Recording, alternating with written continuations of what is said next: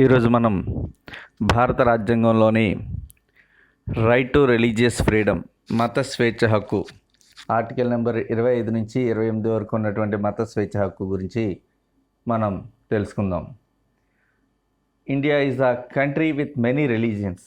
మనకు తెలుసు భారతదేశంలో చాలామంది చాలా రకాలైనటువంటి మతాలు ఉన్నాయి.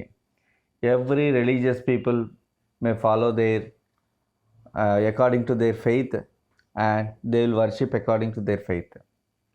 They believe in that also. Right to freedom of religion is given in the constitution from 25 to 28 articles of India. Because of it is a multi-religious state. Besides Hindus, there are Muslims, Sikhs, Christians and many other residing in our country. For example, there are Parsis and some Arabs, like that many of the people are there. So there are 4 categories in this right to religious freedom or right to freedom of religion. These are the 4 articles. The first article number 25, it specifies the freedom of conscience, free profession, practice and propagation of religion. Freedom of conscience, according to our knowledge, knowingly, by having consciousness, we can follow any of the religion. With our knowledge, we can follow any of the religion. And free profession, we can choose any of the profession. And practice, we can also practice any religion, any religious profession or any religious practice. And propagation of religion, we can also propagate, means propagation means publicity. According to article number 26, freedom to manage religious affairs, we can manage our religious affairs. 27, article number 27 says freedom from taxation for promotion of a religion. If I promote Hinduism, I need not to pay any tax to the government. Article number 28, freedom from attending religious instructions. If I don't like any religious instruction, I need not to follow. There is no restriction for it. Okay, now let us come to the article number 25 of the Indian Constitution, which says about the freedom of conscience, free profession, practice and propagation of religion. Right to profess means right to preach or right to follow or right to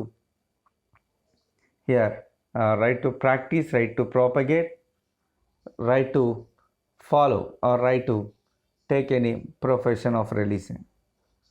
See article number 25, according to article number 25, all individuals are free to follow their conscience. మన మనస్సాక్షికి తెలిసినంత వరకు మనకి నచ్చినటువంటి religion, and we can practise any religion. మనకు నచ్చిన రిలీజియన్ని మనం ఏదైనా రిలీజియన్ని ఫాలో అవ్వచ్చు, ప్రాక్టీస్ చేయొచ్చు.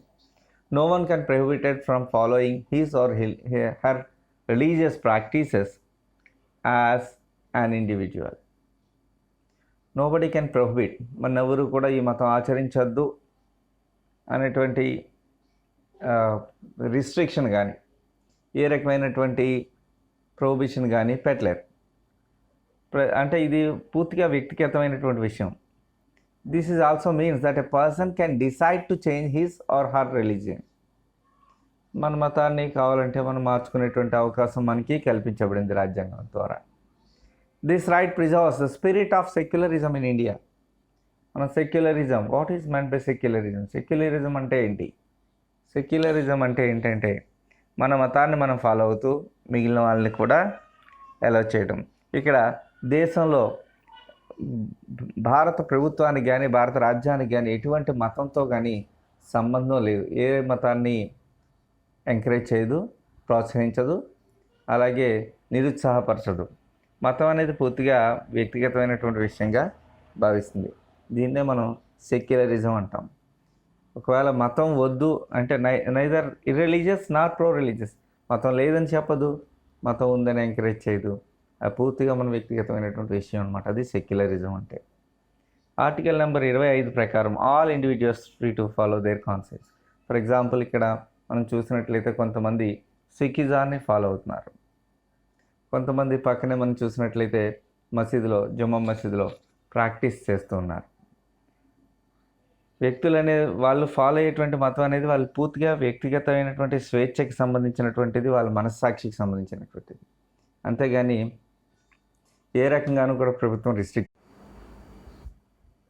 మరి ఆర్టికల్ నెంబర్ 26ని చూసినట్లయితే ఆర్టికల్ నెంబర్ 26 ప్రకారం 26th article freedom to manage religious affairs, మతపరమైనటువంటి వ్యవహారాలని మనం నిర్వహించుకోవడానికి మనకి రాజ్యాంగం ఇచ్చినటువంటి హక్కు.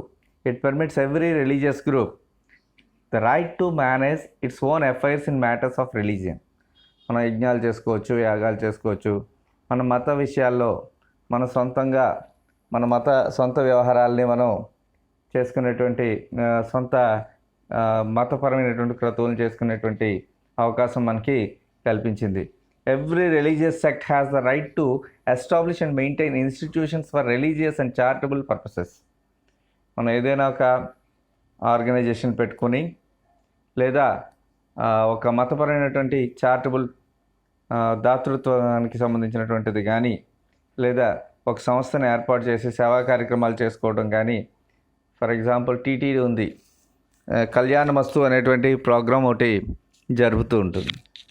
దానికి అటువంటి ప్రోగ్రామ్స్ జరుపుకోవడానికి అవకాశం కల్పించబడింది అనమాట. అలాగే అంటే టీటీడీ అనేది ఒక సంస్థ. ఆ సంస్థ నిర్వహించేటువంటి కార్యకలాపాలు నిర్వహించుకోవచ్చు. పెళ్ళిళ్ళు చేయొచ్చు, లేదంటే ఉపనయనాలు చేయొచ్చు, లేదా ఏదైనా అంటే మతపరమైనటువంటి కార్యక్రమాలని చేసుకోవడానికి పూర్తి స్వేచ్ఛ అనేది ఉంది. Each religious group also free to purchase and manage it's movable and immovable property in accordance with law for the propagation of it's religion. మనకు నచ్చితే ఒక స్థలం కొనుక్కొని అందులో మనం చర్చ్ కట్టుకోవచ్చు, లేదా టెంపుల్ కట్టుకోవచ్చు, లేదా ఒక మసీద్ కట్టుకోవచ్చు. ఇమ్మూవబుల్ ప్రాపర్టీ, మతానికి సంబంధించి ఇమ్మూవబుల్ ప్రాపర్టీ వెహికల్స్ కొనుక్కోవచ్చు, లేదా ఏదైనా అంటే అంటే ఏదైనా ఒక స్థిరమైన ఆస్తిని కాకుండా చరాస్తులను కూడా కొనుక్కునేటువంటి అవకాశం కల్పించబడింది 26వ ఆర్టికల్ ప్రకారం. అలాగే ఈ 27వ ఆర్టికల్ విషయానికి 27వ ఆర్టికల్ విషయానికి వచ్చేటప్పటికి article number 27 freedom from taxation for promotion of a religion. ఏ మతం అయినప్పటికీ కూడా వాళ్ళకి ట్యాక్సేషన్ నుంచి వాళ్ళకి మినహాయింపు అనేది ఇవ్వడం జరుగుతుంది.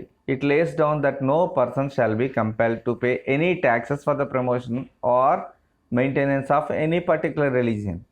నువ్వు పలానా మతంలో ఉన్నావు కాబట్టి ట్యాక్స్ కట్టు. ఒకప్పుడు ఔరంగజేబ్ గారి కాలంలో జిజియా పన్ను అనేది ముస్లిమేతరుల పైన, అంటే ఎక్కువ మ్యాక్సిమం అందరూ హిందువులే కాబట్టి హిందువులపైన వసూలు చేయడం అనేది జరిగేది. కానీ ఇప్పుడు వచ్చి ఆ యొక్క పన్ను అనేది విధించడం అనేది జరగట్లేదు. ఎందుకంటే ఈ భారతదేశం అనేది లౌకిక రాజ్యం. ఇటువంటి ట్యాక్సులు ఏమీ కట్టవలసినటువంటి అవసరం లేదు. అలాగే ఏదైనా మతాన్ని ప్రమోషన్ చేస్తున్నందుకు కానీ నిర్వహిస్తున్నందుకు కానీ ఏ వ్యక్తి ఎటువంటి ట్యాక్సులు కట్టవలసినటువంటి అవసరం అనేది లేదనమాట. మరి ఆర్టికల్ 28 విషయానికి వచ్చినట్లయితే article 28 freedom from attending religious instruction. Our constitution lays down that no religious education can be imparted in any education institutions which is wholly maintained out of the state funds. ప్రభుత్వంతో నిర్వహించబడేటువంటి ఏదైనా పాఠశాలలో లేదా ప్రభుత్వం సహాయం చేసేటువంటి నిధులతో జరిగేటువంటి పాఠశాలలో ఎటువంటి మతపరమైనటువంటి ఎడ్యుకేషన్ని కూడా చెప్పకూడదు, అంటే ఏ మతాన్ని ప్రమోట్ చేయకూడదు. This restriction does not apply to those education institutions which are not wholly maintained out of state funds. ఈ రిస్ట్రిక్షన్ అనేది రాష్ట్ర నిధుల నుంచి పూర్తిగా నిర్వహించబడిన విద్యా సంస్థలకు మాత్రం వర్తించదు. అంటే ఏదైనా ఒక మత సంస్థ స్కూల్ పెట్టుకొని దాన్ని డబ్బులతో కనుక అది మేనేజ్ చేసుకుంటున్నట్లయితే వాళ్ళు మతాన్ని ప్రమోట్ చేసుకోవచ్చు. మదర్సా పెట్టుకొని అరబిక్ నేర్పించుకోవచ్చు, లేదా బైబిల్ స్కూల్ పెట్టుకోవచ్చు, లేదా వేద పాఠశాల అనేది పెట్టుకోవచ్చు. వాళ్ళకి ఇది వర్తించదు. But even in those institutions no child can be compelled to receive religious instructions against his or her wishes. ఇక్కడ సింహాచలం దేవస్థానం పాఠశాల ఒకటి సింహాచలంలోను, అన్నవరం దేవస్థానం పాఠశాలలు ఉన్నాయి. ఇక్కడ ఇవి మతపరమైనటువంటి ఆర్గనైజేషన్స్, దేవాదాయ శాఖ ఆధీనంలో నడుస్తున్నటువంటి పాఠశాలలు. అయినప్పటికీ కూడా అక్కడ ఏం చెప్పారంటే ఎటువంటి మతపరమైనటువంటి విద్య కూడా అందించరు. ఒకవేళ ఏదైనా శ్లోకాలు నేర్పిస్తున్నారనుకున్నట్లయితే, విద్యార్థికి ఇష్టం లేనట్లయితే దానికి అటెండ్ అవ్వాల్సినటువంటి పని లేదు. ఎవరు బలవంతంగా ఈ శ్లోకాలు చెప్పాలనేటువంటి కంపెల్ చేసేటువంటి అధికారం కూడా ఎవరికి లేదు. Right to freedom of religion is not absolute. It can be restricted on the grounds of public order, morally and health. The state shall not impose restrictions arbitrarily.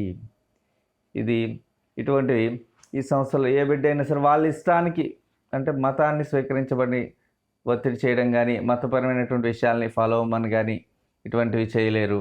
ఇది అంటే ఎటువంటి పూర్తిగా వ్యక్తిగతమైన మతం అనేటువంటిది పూర్తిగా వ్యక్తిగతమైనటువంటి విషయంగా మనం భావించి వాళ్ళ మీద స్టేట్